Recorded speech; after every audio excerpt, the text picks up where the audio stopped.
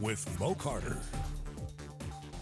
And good evening, everyone. For the past few weeks, college student athletes across the country have been patiently waiting for an answer from the NCAA when it comes to the future of the eligibility following the cancellation of spring sports. Our very own Kayla Carlisle has more on this subject matter.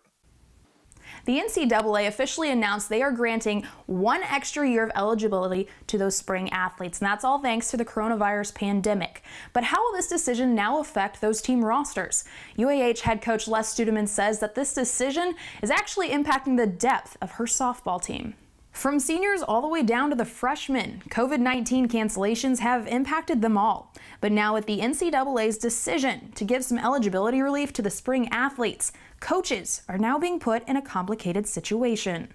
What about the freshmen who are like kind of waiting their turn? I mean, we didn't really have we had that probably like in our pitching staff, but we didn't have that. But like if like a freshman is like waiting for a senior to finish and then the senior comes back, I mean, it's a long, hard life on the bench as a backup. Rosters will now have to be adjusted, but coaches like Stuedeman get to look forward to some more depth. If only one kid comes back, only one of our seniors comes back, it doesn't change what we're doing that much. If 2 or 3 of them come back, it's going to be, we might have to start talking about redshirting some freshmen. We might talk about redshirting some kids who are sophomores and juniors if that's what they want to do. For the Chargers, Coach Les is expecting a few of her senior girls to return, but as to who, that is still undecided.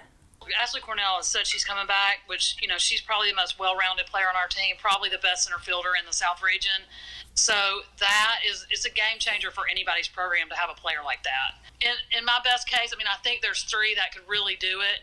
I just don't know if it's, the right thing for them in terms of life.